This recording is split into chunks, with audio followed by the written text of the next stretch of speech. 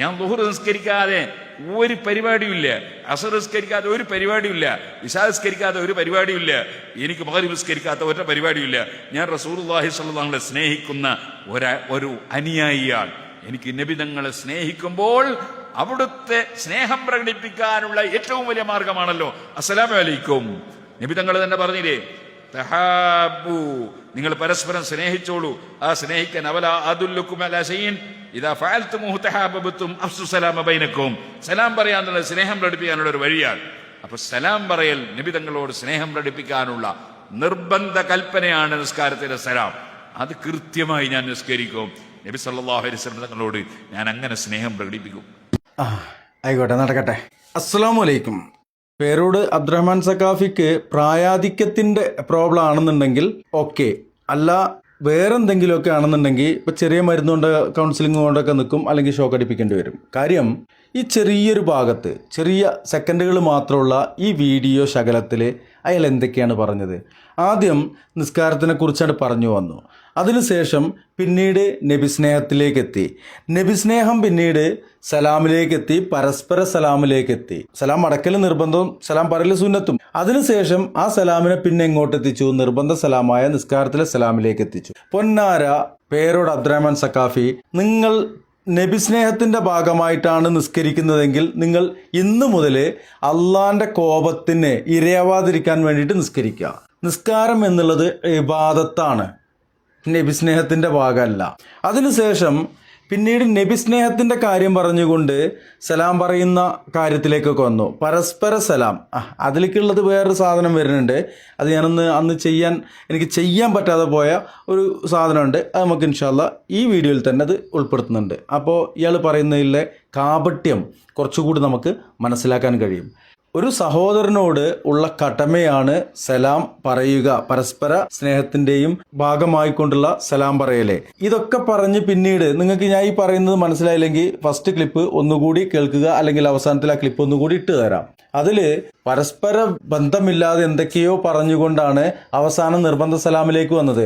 സലാം പറയല് നിസ്കാരത്തിൽ 2 സലാം പറയലുണ്ട്, 2 അല്ല 3 തവണ നമ്മൾ സലാം പറയുന്നുണ്ട്. അതിൽ ആദ്യം നമ്മൾ പ്രവാചകന് വേണ്ടിയുള്ള പ്രാർത്ഥനയാണ്. അത് അള്ളാഹ് കൽപ്പിച്ചതാണ്, അള്ളാഹിൻ്റെ റസൂല് പഠിപ്പിച്ചതാണ്, അത് ഇബാദത്താണ്. രണ്ടാമതും മൂന്നാമതുമായിക്കൊണ്ട് സലാം വീട്ടുക എന്നുള്ളത് നിസ്കാരത്തിൻ്റെ പൂർത്തീകരണത്തിൻ്റെ ഭാഗമായിക്കൊണ്ട് 2 സൈഡിലേക്കും നമ്മൾ തിരിഞ്ഞുകൊണ്ട് സലാം വീട്ടുക എന്നുള്ളത് നിസ്കാരത്തിൻ്റെ ഭാഗമാണ്, ഇബാദത്തിൻ്റെ ഭാഗമാണ്. അത് നമ്മൾ മറ്റുള്ള മനുഷ്യരോടും മലക്കുകളോടുമാണ് ആ സലാം വീട്ടുന്നത്. മൊയിലേരെങ്കിലും ഇത് ഇങ്ങനെയൊക്കെ പഠിപ്പിച്ചു കൊടുക്കുകയും. പിന്നെ ഇത് എടുക്കാൻ കാര്യം, സലാം പറയുക എന്നുള്ളത് പരസ്പര സ്നേഹത്തിൻ്റെയും ബഹുമാനത്തിൻ്റെയും ഒക്കെ ആണ് എന്ന് പറഞ്ഞല്ലോ. അതല്ല എന്നുള്ളത് മൂപ്പര് തന്നെ പറയുന്നുണ്ട്. അതിൻ്റെ ഒരു ഭാഗമാണെന്ന് തന്നെ നമുക്ക് പറയുവാനുള്ളത്. പ്രിയമുള്ളവരെ, ഈ വീഡിയോ ഞാൻ ചെയ്തിട്ടുണ്ടായിരുന്നില്ല, എന്തായാലും അത് വിശദീകരിക്കാം, കേട്ടോക്കെ. അതുകൊണ്ട് തന്നെ മറ്റു മതക്കാരോട് നമുക്ക് വിദ്വേഷവും വൈരാഗ്യമൊന്നുമില്ല. ഇമാമിങ്ങളെ കിതാബിൽ ഒരു ചർച്ചയുണ്ട്. ചർച്ച നമ്മളോട് സൗഹാർദ്ദത്തിൽ ജീവിക്കുന്ന അമുസ്ലിം സഹോദരന്മാർ മുസ്ലിം പണ്ഡിതന്മാരോട് വന്ന് പറഞ്ഞു, മഴയില്ലാതെ ബുദ്ധിമുട്ടിലാണ് ഉസ്താദേ, നിങ്ങളൊന്ന് മഴയെ തേടുന്ന നിസ്കാരം നടത്തി പ്രാർത്ഥിച്ചു തരണമെന്ന് പറഞ്ഞാൽ ആ അമുസ്ലിം സഹോദരന്മാർക്ക് മഴ കിട്ടാൻ വേണ്ടി പ്രാർത്ഥിച്ചു കൊടുക്കണം. കാരണം അവരും മനുഷ്യരാണ്. അല്ല, അവര് മനുഷ്യരാണോ മറ്റെന്താണോ എന്നുള്ളത് നമുക്ക് പിന്നെ പറയാം. ബറാഅത്തും മിന ശിർക്കി വാഹിലിഹി, അതിന്റെ മലയാളം ഞാൻ പറയുന്നില്ല. പേരോട് അബ്ദുറഹ്മാൻ സഖാഫിക്ക് അതിന്റെ അർത്ഥം അറിയുമല്ലോ. ബറാഅത്തും മിന ശിർക്കി വാഹിലിഹി, എന്താണ് മൊയിലേരത്? നിങ്ങള് ഈ ഒരു സാധനം ഏത് ഗ്രന്ഥത്തിലാണ്, ഏത് കിതാബിലാണ് എന്ന് പറയാ. എന്നിട്ട് നിങ്ങൾ പറയാണ്ട് പറഞ്ഞു പോകണേ, ഇവിടെ തൊള്ളപ്പുട്ടടിച്ച് പോകണില്ലേ, അതെവിടെ എഴുതി വെച്ചിട്ടുള്ളത്? അത് വിശദീകരിക്കുന്നില്ല. ഒരു മതസൗഹാർദ്ദം തകർക്കുക എന്നുള്ളതല്ല എൻ്റെ ലക്ഷ്യം. എന്നാൽ സ്വന്തം സഹോദരന്മാരോട് തന്നെ വർഗീയത വെച്ച് പുലർത്തുന്ന ഇതുപോലെയുള്ള പിഴച്ച പാതിരിമാരെ അവർ പറഞ്ഞു വെക്കുന്നത് എന്താണെന്ന് നിങ്ങൾ കരുതി? കേട്ടോക്കെ. എന്നാൽ അവിടെ ഒരു കാര്യം അവർ ഉണർത്തി, ഇതേ പ്രാർത്ഥന നടത്താൻ സുന്നികളല്ലാത്തവർ പറഞ്ഞാൽ അവർക്ക് പ്രാർത്ഥിച്ചു കൊടുക്കാമോ? സുബ്ഹാനല്ലാഹ്. അപ്പോ നേരത്തെ പറഞ്ഞ ആളുകളൊക്കെ സുന്നികളാണോ? അത് ഏത് ചുന്നിയാണ്? അത് ചുണ്ണാമ്പാണ്. സൗഹാർദ്ദത്തിൽ ജീവിക്കുന്ന അമുസ്ലിമീങ്ങൾക്ക് പ്രാർത്ഥിച്ചു കൊടുക്കണം എന്ന് പറഞ്ഞ ഇമാമിങ്ങൾ ചർച്ച ചെയ്യാണ്. സുന്നികളല്ലാത്തവർ അവർക്ക് പ്രാർത്ഥിച്ചു കൊടുക്കാൻ പറഞ്ഞാൽ പ്രാർത്ഥിച്ചു കൊടുക്കാമോ? ഏത് ഇമാമ് അഹ്ലു സുന്ന അംഗീകരിക്കുന്ന ഏത് ഇമാമാണ് പറഞ്ഞിരിക്കുന്നത്? അങ്ങനെ ഒരു ഇമാമിനെ അഹ്ലു സുന്ന അംഗീകരിക്കണ്ടോ? ഏതെങ്കിലും ഷിയാക്കളുടെ പിത്തലാട്ടമായിട്ട് നടക്കുന്ന ഏതെങ്കിലും വട്ടനും പൊട്ടനല്ല, ആന്തം കുന്തോണ്ടിച്ച പറഞ്ഞുതരും. അവര് പറയുന്നു പ്രാർത്ഥിച്ചു കൊടുക്കാൻ പാടില്ല. സൗഹാർദ്ദത്തിൽ ജീവിക്കുന്ന അമുസ്ലിമീങ്ങൾക്ക് പ്രാർത്ഥിച്ചു കൊടുക്കണം എന്ന് പറഞ്ഞ ഇമാമിങ്ങൾ ചർച്ച ചെയ്യാണ്. സുന്നികളല്ലാത്തവർ അവർക്ക് പ്രാർത്ഥിച്ചു കൊടുക്കാൻ പറഞ്ഞാൽ പ്രാർത്ഥിച്ചു കൊടുക്കാമോ? അവര് പറയുന്നു പ്രാർത്ഥിച്ചു കൊടുക്കാൻ പാടില്ല. ഇനി ഇതിന്റെ ബാക്കി വേറൊരു ക്ലിപ്പും കൂടി ഇട്ടിട്ട് നമുക്ക് പറയാം. അതിനു മുമ്പ് എന്തുകൊണ്ടാണ് ഇതിങ്ങനെ പറഞ്ഞത്? സുന്നികൾ ആയവർ സുന്നികൾ അല്ലാത്തവർ അമുസ്ലിങ്ങൾ, ഇതാണല്ലോ ഇപ്പോൾ ഇവിടെ പറഞ്ഞു വെച്ചത്.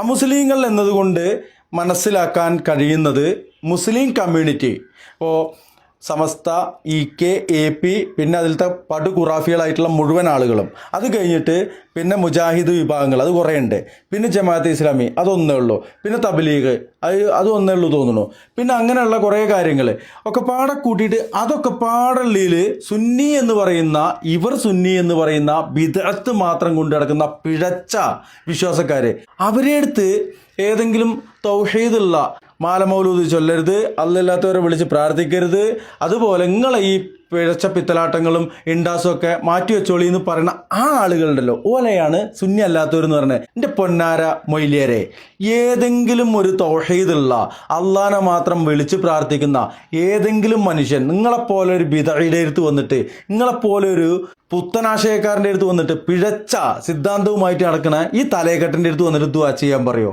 എന്ത് പൊട്ടപ്പോയത്തൊക്കെ നിങ്ങൾ ഈ പറയണത്? അപ്പം അങ്ങനെ സംഭവിക്കൂല എന്നുള്ളത് അത് മറ്റൊരു കാര്യം. പിന്നെ സുന്നി എന്നത് ഒന്നുകൂടി നിങ്ങൾക്കൊക്കെ ആംബിയർ ഉണ്ടെങ്കിൽ, ധൈര്യം ഉണ്ടെങ്കിൽ വിശദീകരിക്കണം എന്താണ് സുന്നി എന്നുള്ളത്. സുന്നി എന്ന വാക്ക് റസൂലുള്ളാഹിന്റെ കാലത്ത് പ്രയോഗിച്ചിട്ടില്ല. ഫിർഖത്തുൻ നാജിയ മാ അന അലൈഹി അൽയൗമ വഅസ്ഹാബിഹി എന്ന് പറഞ്ഞ സ്വർഗത്തിന്റെ അവകാശികളായ ആ 73-1 ഇല്ലാ മില്ലത്തും വാഹിദ, അതിൽ നിങ്ങൾ പെടുന്നുള്ളത് നിങ്ങൾക്ക് തെളിയിക്കാൻ പറ്റുമോ? ഞാൻ പറയണു നിങ്ങളതിൽ പെടൂല എന്നുള്ളത് ഞാനായിട്ട് തെളിയിച്ചു തരാം. ഇതിനിപ്പോൾ പിന്നെ ഇതാക്കിയതൊന്നും പറയണ്ട. അവരുടെ വാദങ്ങൾ അടിസ്ഥാനമാക്കിയിട്ട് അവരുടെ പ്രവർത്തനങ്ങളും വിശ്വാസങ്ങളും അവരുടെ ഇതുപോലെയുള്ള ഈ പിഴച്ച സിദ്ധാന്തങ്ങളും അടിസ്ഥാനമാക്കിയിട്ട് പറയാം എന്നുള്ളതാണ്. ഇനി വേറൊരു ഭാഗത്ത് ഇത് തന്നെ വേറൊരു തരത്തിൽ പറയുന്നുണ്ട്, അതുകൂടി ഒന്ന് നമുക്ക് കേൾക്കേണ്ടതുണ്ട്.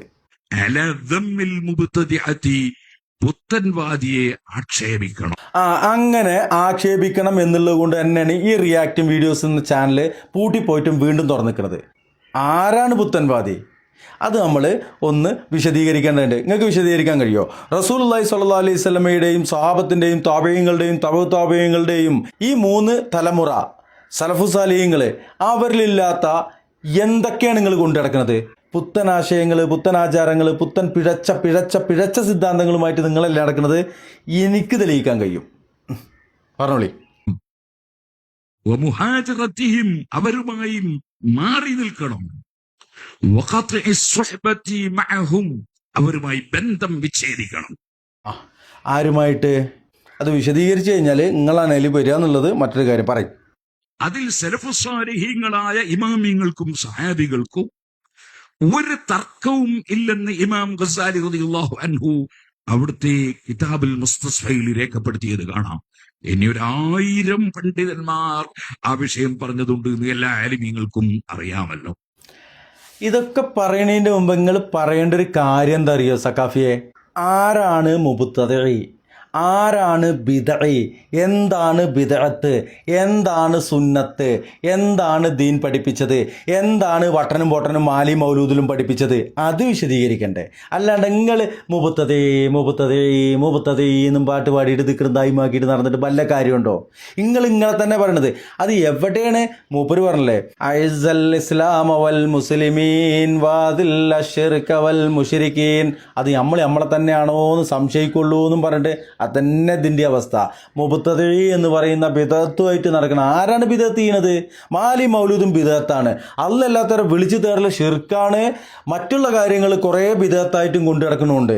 അപ്പോൾ ബിദഅത്ത് ആരാണ് ഏറ്റവും കൊണ്ട് നടക്കുന്നത്? ഇനിയിപ്പോൾ സൽഫി പ്രസ്ഥാനങ്ങളിൽ അവരിൽ ബിദഅത്ത് ചെയ്യണവരുണ്ടോ? അതും നമ്മൾ തുറന്നു പറയും.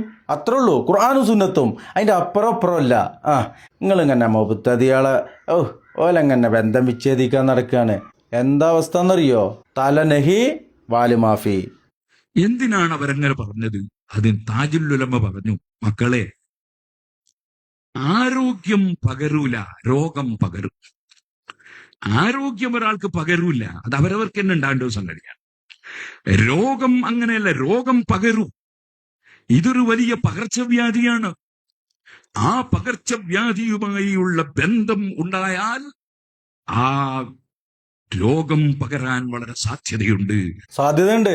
ത്വരീകത്തേരുണ്ടല്ലോ ഇങ്ങനെ പടർന്നും കൊണ്ടിരിക്കുന്നുണ്ട്. ഈ പിഴച്ച മാലമൗലൂദുകള്, ഈ പിഴച്ച അന്ധവിശ്വാസങ്ങള്, അതേപോലെ ഓൺലൈൻ മജ്ലിസുകൾ, ഇതൊക്കെ രോഗമാണ്, പടർന്നും കൊണ്ടിരിക്കുന്നുണ്ട്. ആ നാട്ടക്കോയൊക്കെ പറഞ്ഞുകൊണ്ടിരിക്കുന്ന വിവരക്കേട് എന്തൊക്കെയാണ്? പകർച്ചവ്യാധിയാണ്. അത് എത്ര ആളാണ് ഇപ്പൊ തുടങ്ങിയിരിക്കുന്നത്? സത്യമാണത്. അപ്പൊ നിങ്ങൾ തന്നെയാണ്, നിങ്ങളെ കൂട്ടത്തിൽ തന്നെയാണ് ആ പിഴച്ച രോഗികളുള്ളത്. അതുകൊണ്ടാണ് സർവ്വ ഇമാമിയങ്ങളും തർക്കമില്ലാതെ അത് പഠിപ്പിച്ചത്. സർവ്വ ഇമാമിയങ്ങളും എന്ത് പഠിപ്പിച്ചു? ഈ ആളുകളുടെ ഇവരാണ് ഇത്ര മനുഷ്യർക്കൊപ്പം മനുഷ്യര്, നിങ്ങളെ മനുഷ്യര്. അപ്പോൾ എന്താണ് പഠിപ്പിച്ചത്? ഇവിടെ ഈ പറയുന്നത് മുജാഹിദുകളോടത്തോ അല്ലെങ്കിൽ മറ്റുള്ള ആളുകളോട് സഹകരിക്കരുത്, സലാം പറയരുത്, അവരോടുള്ള ബന്ധം വിച്ഛേദിക്കണം എന്നൊക്കെയാണ് ഈ പറഞ്ഞുകൊണ്ടിരിക്കുന്നത്. എന്നാൽ സർവ്വ ഇമാമിങ്ങൾ എന്ന് പറഞ്ഞാൽ ഒരു ഇമാമിൻ്റെ ഒരു കഷ്ണം, ഒരു പൊട്ട് അല്ലേ അറിയെങ്കിലല്ലേ ഇനില്ലേ, അത് പറയില്ല എന്ന് മാത്രമല്ല, ആ പറഞ്ഞ കാര്യങ്ങൾ മറ്റൊന്നാണ്. ഈ പറയുന്ന ആളുകളെ കുറിച്ച് തന്നെയാണ് അത് വരിക എന്നുള്ളത് മറ്റൊരു കാര്യം. തളികാണി. അതുകൊണ്ടാണ് സമസ്ത കേരള ജമിയത്തുൽ ഉലമയുടെ ആവിർഭാവ കാലത്തെ ഏറ്റവും പ്രഗത്ഭരായ ആലിമീങ്ങൾ ഒന്നിലധികം ദിവസം ഇരുന്ന് പുസ്തകങ്ങൾ പരിശോധിച്ച്. ഒരു മിനിറ്റ്, ആര് വരക്കൽ മുല്ലക്കോയ തങ്ങളോ? കഥ ചരിത്രം വേണോ? ബ്രിട്ടീഷുകാരെടുത്ത് നടക്കണ്ട ചരിത്രം. അപ്പോൾ നിങ്ങൾ പറയണത് അഹ്ലു സുന്നനെ ഷിയാക്കൾ കുറ്റം പറയലുണ്ട്, നിങ്ങളിപ്പോൾ ഇവിടെയുള്ള തൗഹീദുള്ള ആളുകളെ കുറ്റം പറഞ്ഞോ? രണ്ടൊന്നല്ലേ കാക്കേ അല്ലേ? പുത്തൻവാദികളുടെ ആശയം ബിദ്അത്താണ് എന്ന് പറഞ്ഞതിന് ശേഷം, പുത്തൻവാദികളുടെ ആശയം ബിദ്അത്താണെന്ന് നിങ്ങൾ പറയണ്ട, അത് അള്ളാന്റെ റസൂലിന്റെ കാലം മുതലേ പറഞ്ഞ് പഠിപ്പിച്ചു തന്നിട്ടുണ്ട്. എന്താണ് പുത്തൻവാദം? നിങ്ങൾ നടത്തുന്ന മുഴുവൻ പുത്തൻവാദമാണ്. നിങ്ങൾ നിസ്കരിക്കേണ്ടിച്ച് നിസ്കാരം കഴിഞ്ഞാൽ മൊത്തം പുത്തൻവാദമാണ്. നിസ്കരിക്കുന്നതിൻ്റെ മുമ്പേ ബാങ്ക് കൊടുക്കുമ്പോൾ പുത്തൻവാദമുണ്ട്. അതായത് അള്ളാഹു അക്ബർ എന്ന് പറഞ്ഞ് തുടങ്ങേണ്ട ബാങ്കിൽ അല്ലാഹുമ്മ സല്ലി അലാ മുഹമ്മദ് വഅലാ ആലി മുഹമ്മദ് എന്ന് പറഞ്ഞിട്ടല്ലേ മുക്രി മൈക്കമ്മ കൊട്ടുക? എന്നിട്ട് ബാങ്കിൽ മാത്രമാണോ? ഇതേ പരിപാടി ഇക്കാമത്തിനുമുണ്ട്. അല്ലാഹുമ്മ സല്ലി അലാ മുഹമ്മദ് വഅലാ ആലി മുഹമ്മദ്. ഇത് പറയണത് തെറ്റായൊരു കാര്യമൊന്നുമല്ല, പക്ഷെ അപ്പം പറയല്ലേ, പഠിപ്പിച്ചിട്ടില്ല. പഠിപ്പിക്കാത്ത കാര്യം തിരികെ കയറ്റാൻ പാടില്ല. അത് കഴിഞ്ഞിട്ട് നിസ്കാരം കഴിഞ്ഞാൽ പിന്നെ എന്തൊക്കെയാണ് കുതൂഹലങ്ങൾ ഉണ്ടാക്കല്? ഒന്നും വേണ്ട. ഒരു മനുഷ്യൻ മരിച്ചാൽ ആ മയ്യത്തിനെ നിങ്ങൾ വെറുതെ വിടുമോ? അതിൻ്റെ 4 ഓറോ ഇരുന്നിട്ട് ഓതി അതിനെ അടങ്ങാറാക്കും. അതിന് ശേഷം അതിനെ മറവി ചെയ്യാൻ കൊണ്ടുപോയി കഴിഞ്ഞാൽ തൽക്കീനെന്നും പറഞ്ഞിട്ട് എന്തൊക്കെയോ പിച്ചും പേയും പറഞ്ഞു കൊടുക്കും. അതിന് ശേഷം എന്നെ മറവി ചെയ്ത് കഴിഞ്ഞിട്ടോ പിന്നെ കണ്ണൂക്ക്, അടിയന്തരം, മൗലൂദ്, മാല, അങ്ങനെ അതിനെ തൊയിരം കെടുത്തും. ഇനി ഒരു കുട്ടി ഉണ്ടായാലോ അവിടെയും തൊന്തരവ്. ഒരു കല്യാണമാണെങ്കിലോ അവിടെയും പഴച്ച കാര്യങ്ങൾ. നിങ്ങൾ പിഴച്ച വിധത്തായ പുത്തനാചാരമായ കാര്യങ്ങൾ എവിടെ മൊയിലേറെ ചെയ്യാത്തത്? എന്നിട്ട് നിങ്ങൾ ആരെ ഈ കുറ്റം പറഞ്ഞത്? ചെറിയറിലില്ലാത്തതുകൊണ്ടാണ് നിങ്ങൾ ഈ കയ്യും തലയും വാലും ഒന്നുമില്ലാത്ത നിങ്ങൾ ഈ തള്ളിയും കൊണ്ട് കുറ്റം പറഞ്ഞുകൊണ്ടിരിക്കുന്നത്. അല്ല എന്തുണ്ടോ നിങ്ങൾക്ക്? അവരുമായി കൂടിപ്പെരുമാറരുത് എന്ന് ഫത്വ കൊടുക്കുകയും അത് കേരളത്തിലെ മുഴുവൻ പണ്ഡിതന്മാരെയും പഠിപ്പിക്കുകയും ചെയ്തു. എവിടെ ഈ കേരളത്തിൽ അതിന് മാത്രം പണ്ഡിതന്മാർ നിങ്ങളപ്പുണ്ടായിരുന്നത്? ഷിയാ വിശ്വാസം പേറുന്ന കുറച്ച് ആളുകളുണ്ട് എന്ന് പറഞ്ഞിട്ട് ഓലൊക്കെ പണ്ഡിതന്മാരാന്ന് പറഞ്ഞിട്ട് പാടി കിടക്കുകയാണ്. നിങ്ങളാ മനുഷ്യർക്കൊപ്പം ഏത് മനുഷ്യർക്കൊപ്പം നിങ്ങള്? അല്ലോ ഇതുപോലുള്ള ആളുകൾ അതെ ഇതിങ്ങനെ പറഞ്ഞ എന്തിനാണെന്നറിയാം? ഐക്യത്തിനെതിരായിക്കൊണ്ട് മുണ്ടിപ്പോകരുത്. മുണ്ടിയ അതുപോലെ കിട്ടും. തുടക്കത്തിൽ എന്താ പറഞ്ഞത്? നിങ്ങൾ മുബത്തദീകളെ ആക്ഷേപിക്കണം എന്നാ പറഞ്ഞത്. അത് നിങ്ങളാ പറഞ്ഞത്. ബിദഅത്ത് കാട്ടി നടക്കുന്ന, ബിദഅത്ത് ചെയ്ത് നടക്കുന്ന നിങ്ങളെ ആക്ഷേപിക്കണം നിങ്ങൾ തന്നെ പറഞ്ഞത്. അതുകൊണ്ട് തന്നെയാണ് ആക്ഷേപിച്ചത്. സൈച്ചലി അങ്ങോട്ട്. അസ്സലാമു അലൈക്കും.